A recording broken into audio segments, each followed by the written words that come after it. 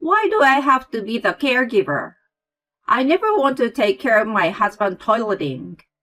Why do you think I allow you and my son to get married in the first place? It's for a time like this, isn't it? It's not like you're going to be taking care of him for years. 1 year at the most. He's going to die soon anyway, so just have patience. My mother-in-law hated taking care of my father-in-law, who was diagnosed with terminal cancer with little time left to live. The reason why she didn't want to do it was simple. It would mean less time for her to see the man she was having an affair with. As far as I know, my father-in-law is a very kind and gentle man. My mother-in-law must have spent many years with my father-in-law. So how could she do such a terrible things to such a kind person? My father-in-law saw me having such thoughts.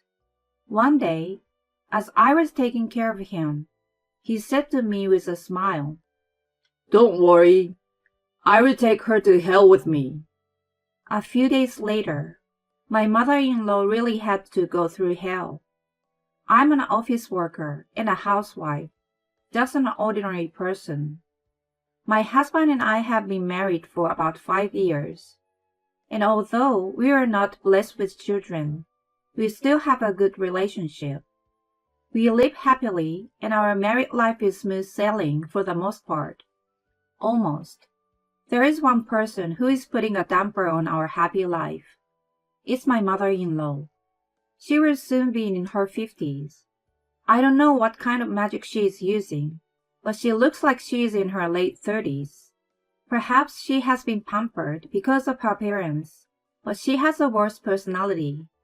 When we went to greet her before our wedding, she said as soon as she saw me, "Is someone like you my son's girlfriend?"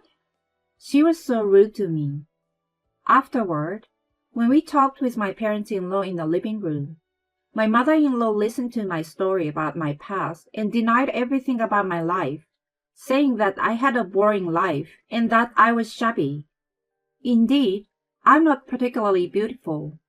I was born into an ordinary family, and I have lived a reasonably happy and ordinary life. It's not a dramatic life, but why should I be denied so much at our first meeting? My father-in-law, who was standing next to her, told her not to be rude, and my husband told her to stop it, but she wouldn't listen to them. So on the way home after the greeting, my husband apologized to me and said painfully, "I love you, but my mother has always been a person who can only deny things like that, and I don't think she will ever get over her bad habit. So if you're disgusted with this marriage, you can reject it." My husband, who had nervously proposed to me, said this to me. It shows a great deal of determination, and that my mother-in-law is such a problematic person. But I want to marry my husband because I want to be with him. And if I rejected the marriage because of my future mother-in-law, it would mean that I was running away from her. I didn't want to feel like I was losing. What happened after that is obvious from the fact that I have been calling my husband since the beginning. After we got married, we lived far away from my parents-in-law's house and saw them only a few times a year, mainly just at Thanksgiving and Christmas. That alone is quite mentally exhausting for me. It's fine for me to help her with the house chores. However, she starts by complaining about how I help her, then continues to denigrate my personality, and finally, she starts bragging about how superior my mother-in-law herself was. I learned from this story that my mother-in-law and father-in-law are married through an arranged marriage. I also surmised from this that my father-in-law's family was quite rich, and my mother-in-law had married him for his money. She once said something like, "If he didn't have that much money, I wouldn't have married that old man." In addition, my husband and I had been asked to move in with her, but it was unthinkable for us to live with her, so my husband and I firmly refused. However, my mother-in-law has been calling me quite often lately. Probably because she has grown tired of my attitude, and she even yells at me, asking me when in the world I'm going to move in with her. But I can see that if I live with her, I will be mistreated as a daughter-in-law and treated like a servant. In fact, she started saying something like, "The quality of house chores has been declining lately because of that old man. If this continues, my house will become a dump. I wish I had someone to take his place." To begin with, this mother-in-law is so bossy that she has her husband do all the house chores. When we meet at my parents-in-law's house, she talks about her philosophy of what a wife should be and denies me. When my husband and I stubbornly refused to live with her, she finally started threatening us. First, she called me on the phone. "Are you going to let me just die?" Then, she started spreading bad news about us to the neighbors. Finally, she sent an email to the company where I work saying, "Your employee is the worst kind of bitches who disrespect the lives of the elderly." Fortunately, the company handled it as just spam mail. But since I did not know what my mother-in-law would do in the future, I talked to my husband and agreed to move in with her. Once we started living together, I was in charge of all the household chores that my father-in-law had been doing. And as expected, my mother-in-law was very hard on me. "What's the matter with you? You're born into a boring family. You've lived a crappy life. You're born to be such a servant, and you can't even do a single household chore. No, I've never seen anyone with so little talent. How did you manage to marry my son? Maybe you were so good in bed. That's disgusting." If she's going that far, why doesn't she just do the housework until she is satisfied? I think so. But my mother-in-law is hardly ever home to begin with. After moving in together, I noticed that she wakes up later than my father-in-law, goes out before noon, and doesn't come home until late at night. At first, I thought she was probably at work, but it seems that is not the case. When I asked my father-in-law, he told me to let her do whatever she wants, and he helps me with my chores. My father-in-law and husband remained on my side even after we started living together. However, the more they took my side, the more my mother-in-law became offended. "You know, no one in this house is on my side. What's wrong with me, a rich woman, picking on this poor little girl? She's a childless, worthless woman who is only good at night in bed. She must have gotten some kind of disease from some man in the past. That's why she can't have children." Even though I endured everything, I was hurt when she said that to me. The doctor had told me that I was less likely to have children than most women. My husband was so upset by my mother-in-law's vicious words. "Don't be silly, you old bitch!" My husband yelled at her. "How dare you talk to me in that tone? Have you forgotten how much you owe me for giving birth to you? In fact, unlike this woman, I was able to have a child. That's why you are here." In response to my mother-in-law's arrogant words, my father-in-law said, "Stop! That's enough." He intensified his tone. "I'm the one who had enough of you. If I hadn't married you, you would be living an old and miserable life by yourself. And I went out of my way to marry you even though I was so popular. Who do you think saved you from dying in solitude?" My mother-in-law would argue with each of us in such a precise and malicious manner. Thus, no matter how hard I tried, I could not escape from my mother-in-law's verbal abuse. One day, when I was wondering how long I could endure such a life, my father-in-law complained of poor health, and I accompanied him to the hospital. It turned out that he had terminal cancer. As it turned out, there was nothing more they could do. His life expectancy was 1 year at best. They say he even could die at any time. My father-in-law wanted to receive palliative care at home. He strongly wished to be at home rather than in a hospital, where he would die in solitude. We returned to my parents-in-law's house and held a family meeting. My father-in-law explained his condition, and I added to his explanation. My husband cries tears of grief. My mother-in-law, on the other hand, listens to the story with a terribly bored look on her face. She looks as if she is hoping the meeting will end soon. But right now, I'm not interested in what my mother-in-law is thinking. It is more important that my father-in-law spend as many days as possible, and that I cooperate with my mother-in-law to take care of him. But my mother-in-law's reaction when I told her that was unexpected. No, it was actually expected. Why do I have to take care of him? I definitely don't want to take care of my husband's toileting. What do you think I approved you and my son's marriage for in the first place? It's for times like this, isn't it? It's not like you're going to be taking care of him for years. 1 year at the most. He will pass away soon anyway, so you just have to be patient. My mother-in-law did not stop going out the next day. She even started going out more often than before, and even staying somewhere overnight. My husband had a job too, so I decided to quit my job and devote myself to caring my father-in-law. Although taking care of my father-in-law was a lot of work, it was not hard at all mentally, because I did not dislike my father-in-law, who was very kind to me. But is it okay?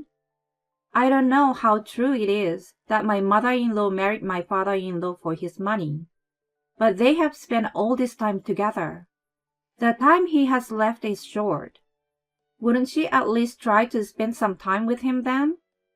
One day, when I was shopping with this thought in mind, my husband had a day off, and he was taking care of my father-in-law. Thanks for always taking care of my dad. I will take care of him today, so go out and refresh yourself once in a while. With that being said, I was having tea at a coffee shop after shopping at a nearby shopping mall. Then, I heard a familiar voice from a little distance away. I looked fearfully in the direction, and saw my mother-in-law and a young man I have never seen before. I quickly hid behind a wall. I wondered if the reason my mother-in-law had been going out so often was that she was having an affair. While hiding, I listened to the conversation between my mother-in-law and the man. Then, I heard the most unbelievable words. Soon I will be able to live with you. But are you sure? I may indeed be more beautiful than most of the women in my age, but I'm at least 20 years older than you. It doesn't matter how old you are. I can only see you. I want you to be with me. That's very sweet of you to say. You know, my husband is dying soon. I'm going to get a big inheritance, and I'm going to give you a big allowance too.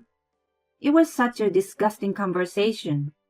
She made fun of her husband, calling him old, and yet she was being cheated out of her own money by someone younger than her. As I was getting angry with my mother-in-law, the two of them stood up. I ducked down farther, so that my mother-in-law would not find me. Then I saw them leaving the coffee shop, and I decided to follow them out of the shop. Their destination was, as expected, a motel. Her husband is suffering from terminal cancer, and she's with a young man. She called me a bitch or something, but which one of us was it? I wanted to ask her about it, but I need to go home and cook dinner for my husband and father-in-law. Besides, if I got into trouble here, my father-in-law might hear about it. I didn't want to cause more pain to my father-in-law, who was already suffering from an illness. So I decided to capture them entering the motel with my phone camera and to go home. I continued to worry on my way home. If I don't tell my father-in-law about the affair, I might prevent him from being more in pain. But my mother-in-law is obviously counting on my father-in-law's inheritance, and it would end up in the pocket of the person with whom she was having the affair. Can I let this one go so easily? The answer to that question was not going to come in the time it took me to get home. So, while I was caring for my father-in-law, the thought of my mother-in-law's affair kept coming to mind, but I tried to act as normal as possible. However, my father-in-law found out I was out of my mind. Did something happen? My father-in-law saw through the hesitation in my heart. I wondered whether I should tell him or not. But I thought that even if I kept quiet, my father-in-law would find out with his sixth sense, so I decided to be honest and tell him what I had seen today. When my father-in-law finished listening to me, he was neither surprised nor angry nor saddened, but simply said, Don't tell me you knew about the affair. When I asked him this, he gave a short reply and started talking about my mother-in-law's affair. According to my father-in-law, this was not the first time she had cheated on him.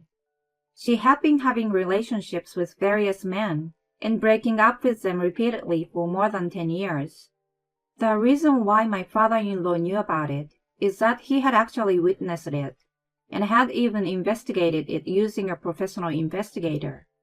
However, the evidence of the affair was just an insurance policy, and he had no intention of doing anything with it. My father-in-law had been prepared for some degree of infidelity from the moment his marriage to my mother-in-law, who was 15 years younger than him, was arranged. No matter how hard I try, I will get older before she does. I knew that one day I will look just like an old man, not a man to my wife. So I overlooked the fact that it was inevitable. Saying this, my father-in-law fell silent for a while. The next time he opened his mouth, my father-in-law sighed deeply, smiled, and said, I will take her to hell. One day, my father-in-law called my mother-in-law to his bedside. At the time, my father-in-law could barely stand up by himself. My mother-in-law came to my father-in-law's side, annoyed, and said, What do you want? I handed my mother-in-law an envelope, as my father-in-law had asked me to do. My mother-in-law took it with a wry smile, and when she peeked inside, her face immediately changed to a smile. Inside the envelope was $2,000 in cash.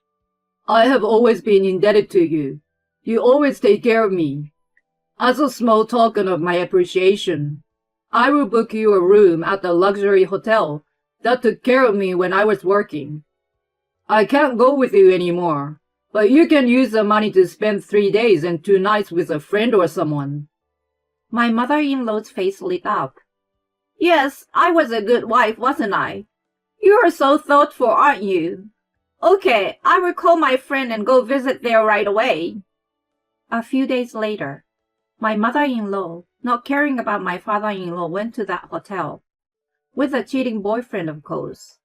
Later, after returning from the hotel, my mother-in-law put in an unusual amount of incoming calls to my father-in-law and me. I ignored the calls because they would interfere with my father-in-law's care, but they were so loud that I had no choice but to answer them. What the hell is going on? What happened to the house? Where did all my stuff go? Hearing those words, my father-in-law and I looked at each other and laughed. The day after he announced that my mother-in-law was going to hell, my father-in-law began to make various arrangements using his old contacts. He acted quickly and efficiently.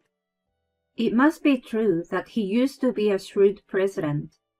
He tried his best even in his bad condition, and tried to avoid wasting the time he had left. My father-in-law first asked to investigate my mother-in-law's affair. At the same time, he contacted a lawyer he knew and started to prepare a notarized will. The contents of the will are said to deny inheritance to my mother-in-law, and only my husband and I will inherit. Both the lawyer and the investigation agent came to our house through my father-in-law's connections. Since my mother-in-law was not home for the affair as usual, she did not notice any bold move to some extent. proof of the affair, and the will. With those two things, you probably wouldn't lose if there was an issue over an inheritance dispute even after I'm gone. The adulterer would not get a penny. Furthermore, my father-in-law proposed that we move into a condominium that he owns. I'm going to give up this house with my wife. I don't have many good memories here. Besides, I feel bad that my son and his wife have to live in this old house forever. Yes, my father-in-law went out of his way to get my mother-in-law to go to a hotel to prepare for this move. My husband and I hurriedly packed up while my mother-in-law was gone and moved into the apartment my father-in-law had prepared for us. By the way, I sent my mother-in-law's belongings to the house of her unfaithful partner. I don't know what will happen to my mother-in-law's partner, because I heard from the investigation that her partner is married and he has a wife. My mother-in-law, who got to know all those things, is speaking unspoken words on the other end of the phone. My father-in-law, who couldn't bear to listen to her, took over the phone and said goodbye to my mother-in-law. I will never see you again in this world. Thank you for everything. See you in hell. With that, my father-in-law hung up the phone. Later, according to a rumor, my mother-in-law was charged a large amount of alimony by the wife of the unfaithful partner. We thought my mother-in-law was going to fight over the inheritance rights as my father-in-law predicted, but it seems she was too busy with the alimony payment. So in the end, she lost her house and her savings and lost her way. A year later, my father-in-law died. Although he was initially told that he would only live a year at most, he was able to live for 2 years after being told that. And because my mother-in-law was gone, probably he was no longer under stress. I want my father-in-law to live happily in heaven, because my mother-in-law gave him a hard time. And may my mother-in-law continue to live in a living hell forever.